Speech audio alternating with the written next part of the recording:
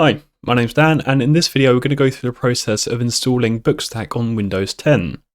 Now, just before we jump into it, I'm going to say this kind of setup is really intended for maybe personal use or development. We're not going to be installing it on like a live server with a proper URL access with HTTPS and things like that. It's just going to be a locally accessible instance that we can play around with in Windows.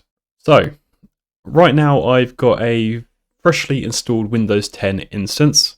It's in a virtual machine, so things might be a little bit choppy. And throughout this tutorial, you're going to have to bear with me because I'm going to kind of, I haven't given this a practice run through. I'm going to be going through the process just as we go, really, learning what we need to do along the way, following the general guidance of a manual install for BookStack. But otherwise, we don't have a particular guide or install script for Windows 10. So just going to be using some commonly used packages to run a PHP setup, which BookStack runs on, and hopefully we can get ourselves set up with a nice local BookStack instance. So this is the homepage for the BookStack website. I'm going to go to the install page, and as I said, we don't have a guide for Windows 10, but we can go down, and we do have a manual process which we can generally follow, and we do have some requirements here which we're going to need to satisfy. So for a lot of these, I'm going to use one bit of software that provides us quite a few of these components because they're quite common.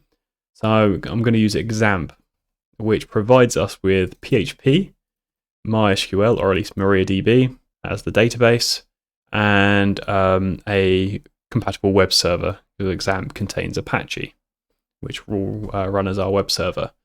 So we can go on here, and the homepage gives you a few options here. And at the time of recording, this might change if you're watching this at a different time.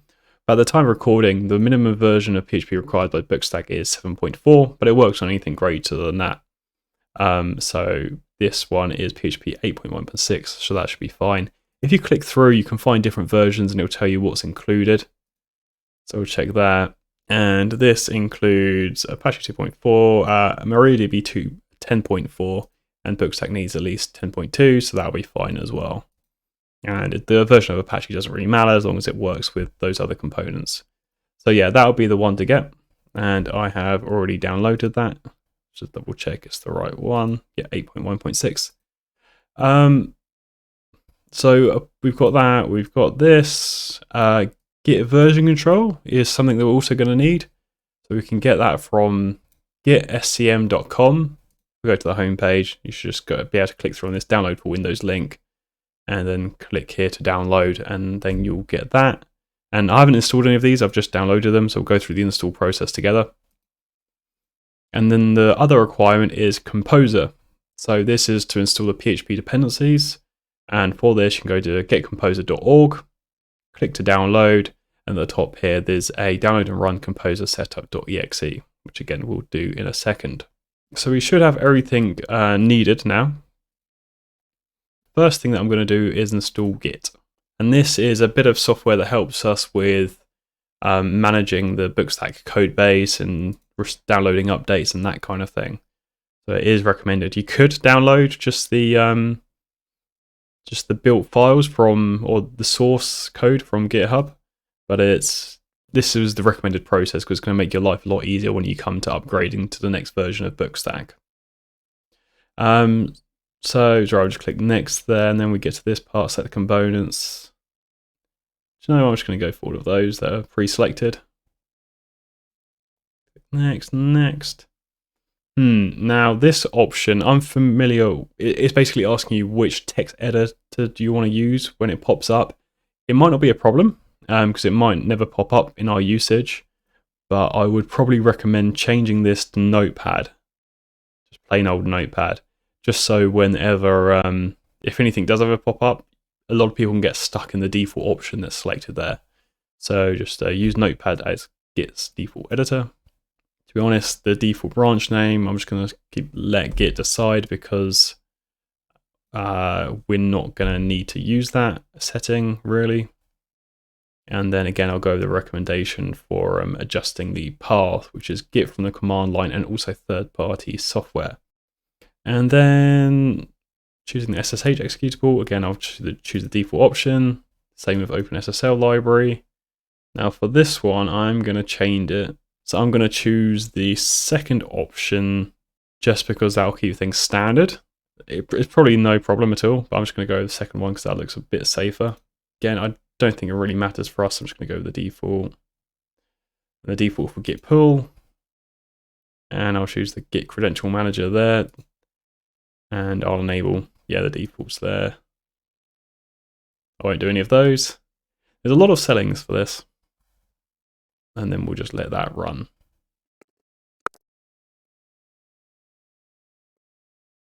All right, that's now finished. I'm just going to unselect view release notes because I don't really need to see those, and I'm going to click finish. So hopefully that's all installed. We'll have to test that out later. But now for the second item to install, I'm going to install this XAMPP package.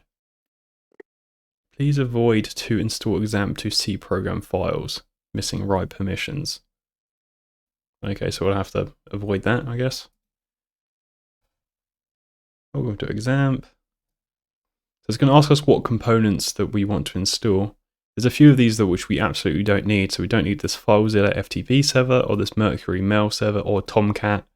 We don't need Perl, and we don't need WebElyzer and a fake sendmail. So we will need Apache, MySQL, PHP, and phpMyAdmin just for convenience. And now what folder to install it? So that isn't the one that it's set to avoid. So that's fine. So it's just going to be C XAMPP. So XAMPP folder at the root of the our main drive here.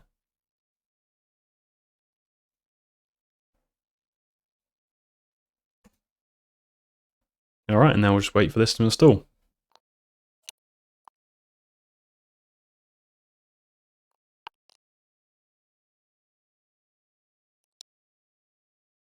All right, that took a little while, but it looks like it's all done now.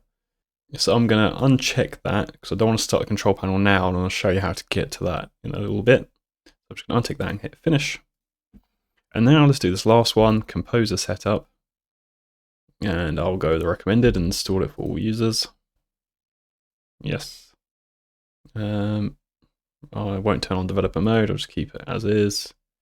And it's already found our version of PHP from the XAMPP install. So we have to do it in that order. So Composer can use what we installed with XAMPP.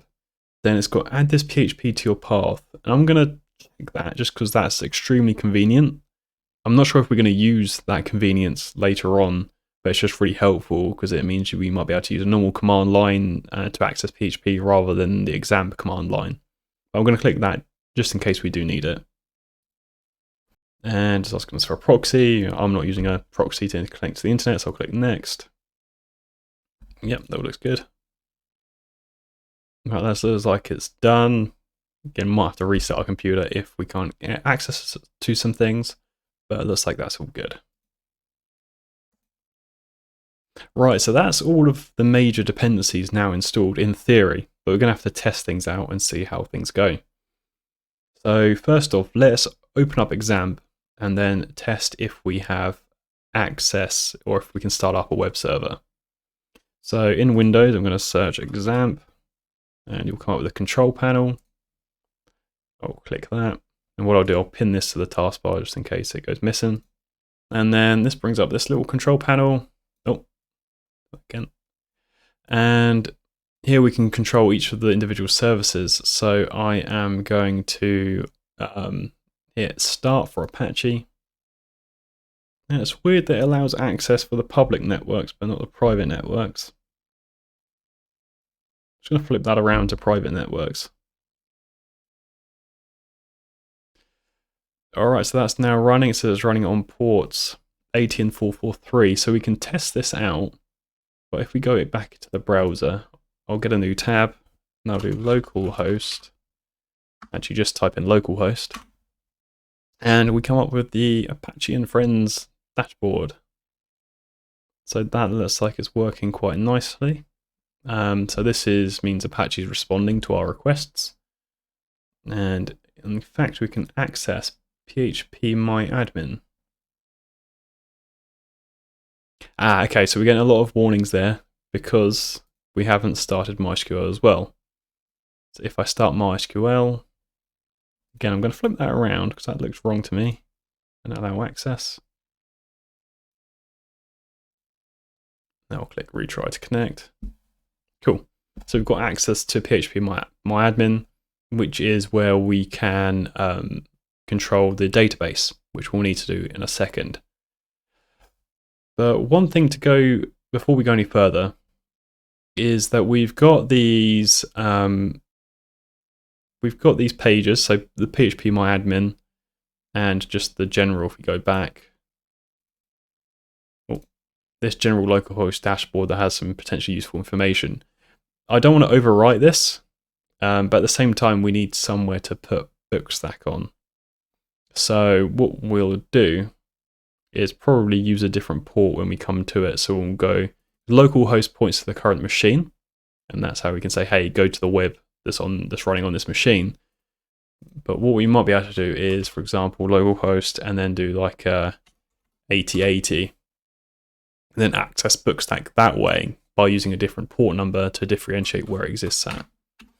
That's what we'll try. We'll see how that works out. But anyway, we know that Apache is working. Now we need to, let's go through the steps actually. Let's go through the BookStack install steps and see how we get on. And then if we find stuff's not installed, we'll fix that along the way. So we need to clone the release branch of the BookStack GitHub repository into a folder. So this folder needs to be where we're going to install BookStack. So what I'm going to do is, let's actually find a folder first. If I go to Windows Explorer, and there was that folder that we installed XAMPP into, which is on this PC, C drive, XAMPP. So this is where XAMPP exists. And then what's quite common with XAMPP is that you'll put your websites into htdocs. So this is the default website that exists on here. Now what we can do, we could either put it inside here or we could put it somewhere else. We'll do it inside of here. So if we open back up XAMPP and we can click this shell option, we'll see where that puts us. Cool, so that's opened this terminal window. And so we're currently in C XAMPP by the looks of it. If we change the directory to HT, and I'm going to hit tab to autocomplete that. So cd htdocs, hit enter. And now we're in C XAMPP htdocs. So we're in this folder on this command line. So what I'm hoping is that we can copy this command, come back into here, and we can't right click in here, but you can go up here if you wanted to, and then edit, paste, or you can Control V,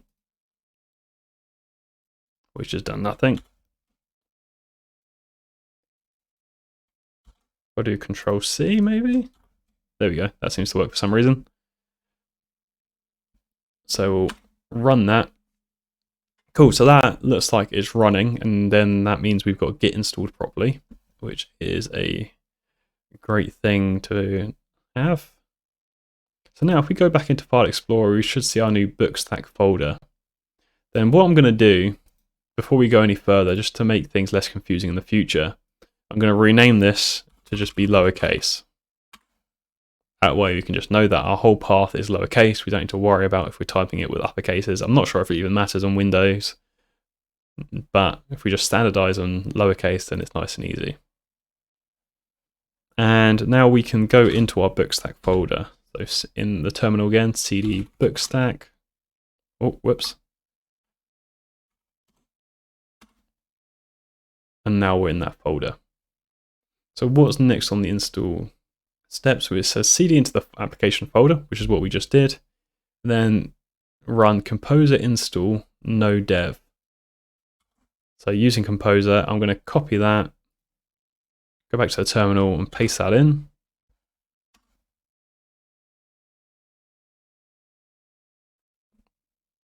All right, so it looks like we've got our first issue. So it says it's looking for an extension, the GD extension, but it's missing from my system. So it says to enable extensions, verify they're enabled in your ini files, and it puts out a path of where that file is. I think we can also access that by going to the XAMPP control panel again, hitting config, and then going down to phpINI. And that will open up Notepad. And now there's a specific section in here where we can enable extensions. So we have to scroll down until we get this big list where it's got lots of extension and then extension equals and things like this. Now the ones with semicolons at the start, like this one, these are commented out currently, so they're not active. So we need to have a look at the ones that we need and allow them. So here's the one that is complaining about extension equals GD.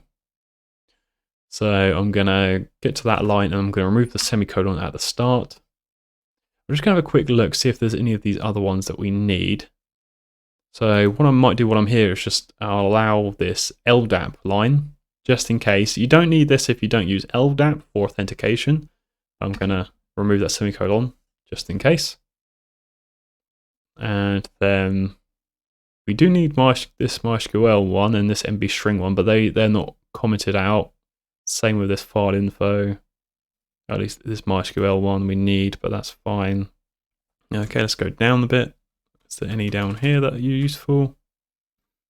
So I don't think we need any of those. Cool.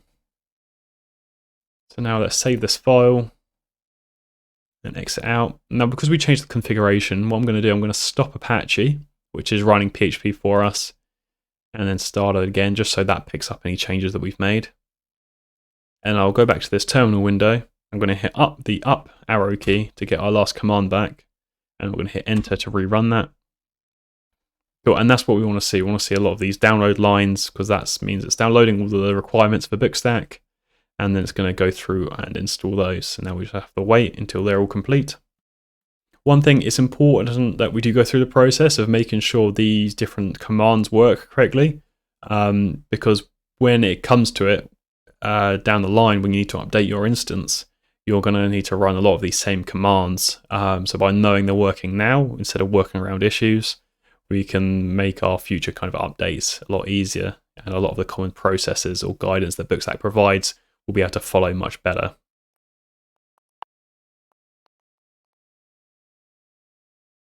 All right, now that's all complete. We didn't get any big red angry output this time. There was this one. There was a big and yellow. That's just saying a package has been abandoned. It looks quite scary, but that's perfectly fine, and that will go away in time in future BookStack versions. But yeah, that looks like it's all completed, so we can move towards the next step. Now, the next one is to copy the .env.example file to .env and fill with your own database and mail details. So let's do that. Let's at least copy it across and see what it looks like. So env.example, we'll copy and paste that into the same directory. And I'll rename this to just .env.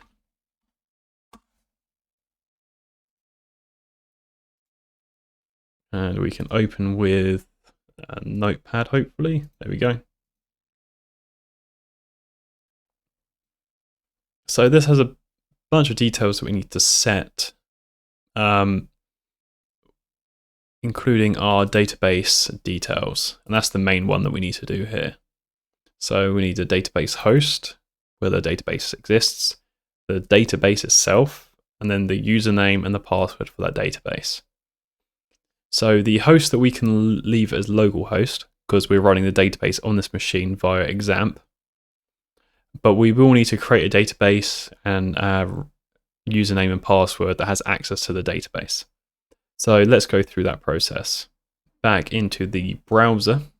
Again, back onto that localhost page, and then clicking through to phpMyAdmin again. Allows us to administrate the database. And now we want to create a new database. So we've got this new link there. And I am going to just call this database BookStack. And this one, UTF-8 MB4 General CI, that's fine for BookStack. Right, so we've got this BookStack. There's no tables in it. which is fine because BookStack will create its own table structure. It just needs a database to do that within. But the other thing that we needed was a user to access this. So we'll go back to this home icon, and then in the top here we've got this user accounts tab, and you'll have some existing users in there, but we want to create a special one specific to BookStack that just kind of keeps its access focused, just the BookStack data. So we can put in here the username. Again, we'll just call that BookStack. And any host, so the host name, I'm going to change that from any host to local. Now change this to local host because we don't expect any external access to this. Then password, can we generate one? No. All right, password generator. Let's go on to this LastPass one. So the one thing I'm going to remove any symbols just in case they cause issues, and I'll extend it up to 20 characters. It doesn't matter too much because it's going to be on a text file on your system anyway, but it doesn't hurt to make it fairly secure.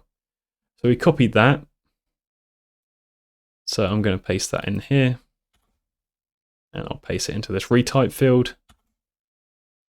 And then before I forget, I'm going to go back to that .env file that we opened earlier, and I'll paste that in here, and we might as well fill in the other details bar in here. So there's the password. My username was BookStack, and the database was BookStack also. And I'll hit save, so I've got that safe.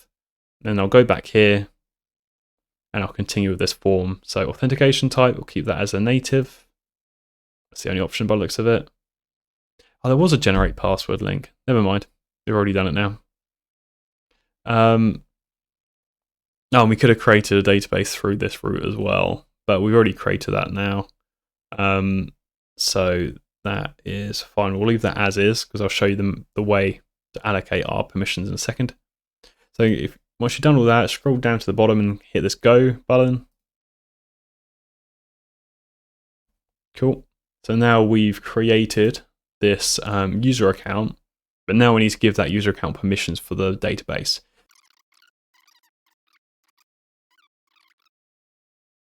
All right, let's try it the other way. Let's go back to home. Go back to your user accounts. Then we'll go edit privileges on the BookStack user. Okay, and at the top here, there's a link. So by default, it's global. We click on database, and here we can click on BookStack. And we'll just leave that selected and leave this field empty. Cool, and I'm going to give all privileges here. So I'm just going to use that check all option. And I'll hit go. So that has granted all privileges on the BookStack database on all tables to BookStack at localhost. Cool, so that should be our database setup. Bit of a process, but now that should all be done. What's next? Because we updated the .env. It does say with mail details as well. So there's a few features within BookStack that sends email, such as like the password reset feature, and there might be more in the future, like update notification and things like that. But for now, I'm just going to leave those as the default because this is going to be kind of a local instance just for my own use. I don't care too much for receiving mail from my BookStack instance at the moment. But if you did care about that, you could set these up, but they need to be a valid XAMPP server, which you can get for a lot of personal email services like Gmail or Outlook. But again, I'm just going to skip that for now because they're not absolutely needed to get an instance running. So that is everything in here for now. Let's have a look at the next step. So ensure the storage, bootstrap/cache, and public/uploads folders are writable by the web server. And I think that should be fine by default on the XAMPP setup that we've got here. That's more of a Linux-like file permissions thing. But because we've created this directory in a folder that the web server already had access to, I think we should be fine. We can always come back to that if it's an issue. But step 5 in the application route, run phpArtisan key generate to generate unique application key. So we'll do that one. So we're still in our terminal at XAMPP docs BookStack. So within there, I'll paste that in with a right click. Then PHP artisan key generate. I'll run that. Ask me, do I really want to run that? You shouldn't run this if you've already run it before. So this is a key that's used for encrypting certain details like multi-factor authentication credentials. So by regenerating it, you could mess things up. But for the first time, we do need to generate that because we don't currently have a key. So that will run that. And then back in this folder, if we now, because we've got this app key equals some random string, but this file hasn't updated. So if we were to close that and then reopen it, you see this is now a long key. And this isn't something you should share. You should never share this file. This should be quite secret, and you should keep this file kind of safe as well. So maybe make a copy once you finish this, because it can be useful if you need to kind of transfer your setup or restore it elsewhere. Anyway, we've done that step. If not using Apache or htaccess files are disabled, you'll have to create some URL rerouters as shown below. That might not be an issue for us, but we'll go across that in the server setup, in the web server setup, which is next. So set up the web root of your server to point to the BookStack public folder. So now we need to configure Apache to tell it where BookStack exists. So with an XAMPP, I think we can get it through here. So config, and then we'll go browse Apache. Now we'll open up this folder. And then within here, there's a conf folder for the config for Apache. And then within here, is it an extra? Yeah, so then in the extra folder, there's httpd vhosts. So this is the file that we want to edit. And this is where we're going to set up our additional config for BookStack. Again, we'll choose Notepad to open this. And then this is what it looks like. So there's some stuff in here at the moment, but all of these are comments, because anything starting with a hash is a comment. They're just providing this as an example. But we can use this to add our BookStack virtual host, which we'll do by, if we go back to the BookStack install instructions, and then down here, just below these steps, there's a web server configuration and an example Apache virtual host configuration. So I'm going to right click that and open it in a new tab. And then this is the kind of config that we need. So I'm going to copy all of this and I'll go back to that file that I just opened. And I'll paste that in below. And now we'll need to tweak a few details. Because this is really providing an example for like a Linux system by default. So we'll just go through one by one and tweak the details that we need. So first off is the virtual host, and then currently it's got the port number 80 on here. But I'm going to tweak that to 8080. As I said, we're going to put BookStack on a different port number so it doesn't conflict with the current kind of Apache XAMPP welcome page and phpMyAdmin. So it just keeps things separate. We'll put that 8080. Server name, and we're only going to be running this on localhost, so it'll be accessible at the address localhost :8080. So we'll change that to localhost. Now document root, we will need to put in the path of the BookStack public folder in here. So this folder, if we go to our file explorer window that we still had open, or this is at the path C XAMPP docs BookStack currently, and then there's a public folder in here. We need to go to here, and then we can get the path by clicking in the URL bar here, and then we'll paste that into there. But I'm going to put in some quotes first, and then paste it into the quotes, and then I'll get rid of the old value that was there.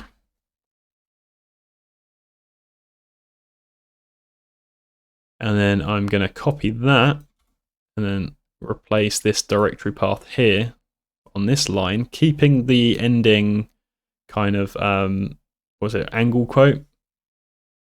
And then I'll paste that into there like that. And then all of this should remain the same, I believe. So I'll save this.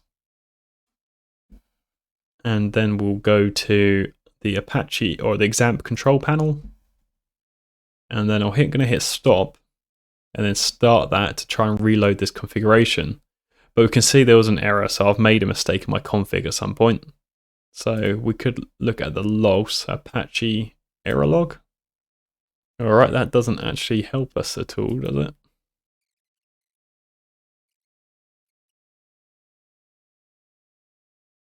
All right, so it took some time, but I found the issue that was preventing it from starting up. It's these lines here. So if you come down here, where you got the dollar and the curly braces, if you just change those to logs, we'll do the same with this one. And then we should be able to, with those changes, hit start. And then it starts up again. Cool, so it's accepted the configuration. That is positive. Now if we go back to the install instructions, so we should have done number 7, but we'll see if that's actually now working in a second. Now we need to run phpArtisan migrate to update the database. So again, that's run from the BookStack directory on the command line. And this is going to really test whether we've got the database details and the database set up correctly. So I'll type in, yes, we do really want to run this. All right. And this is a very good sign we get a big list like this. This means it's making all the changes required to create the database and everything there. So that looks like that's complete. And what we can do, we can actually check this in phpMyAdmin. So if we go to the BookStack database now, you see it's got a whole lot of stuff in there, which is great because BookStack's created it all. Brilliant. And then, so step number 10 is it's done. You should be able to access with the default admin details of admin@admin.com and the password of password. And you should change those after logging in. So we'll give that a go. So if I go to one of my unused tabs, and now we'll try to access that. So it's localhost, and then we'll put a colon 8080.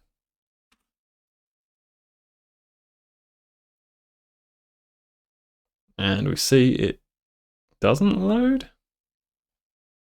All right, after doing some investigation, I think we need to make one other change, which is back in our virtual hosts file, where we set up the Apache config.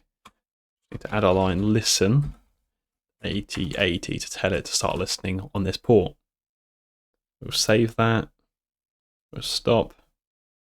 We'll start again. All right, and that's a positive sign. We can see 8080 there. Go back to the web page again, go into the URL localhost 8080, and it's redirecting us. That really confused me to example.com/login. So that's a bit odd, but it is doing something. Now this is due to a setting in our .env file that we skipped over. So we go back to our BookStack install, go back to the root path of it, so outside of the public folder, and then to our env file. We'll go back to that app. We'll go back into here and we can see that we've got this app URL value, which is set as example.com. So we need to tweak this to match our BookStack installation. So we're hosting this at localhost 8080. So we'll save that, and then we'll try going to that URL again. Localhost 8080. Cool. So this is positive. Now we can see BookStack, and it looks like it's working. Let's try logging using those default admin credentials. Admin@admin.com and password. Awesome. Alright, and let's just create a book to make sure that's working. My first book. And then let's maybe create a page. My first page.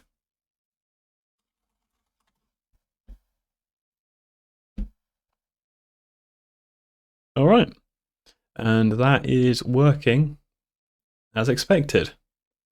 Awesome. So that's the full kind of end-to-end process. Sorry again, it was a bit like spotty. Again, I was learning as I was going through it. But yeah, now we've got a working setup. One thing, when it comes to installing updates, they're all done through command line, but using a lot of commands that we just ran through in the install process. So we can come down here, go to the updating BookStack page of the documentation, and it's got 3 primary commands here, and it'll just be a case of copying and pasting those one by one. Again, if I close that, just so as if we're coming to this new again, you'd open up control panel, you can click on shell, and then you can cd into BookStack.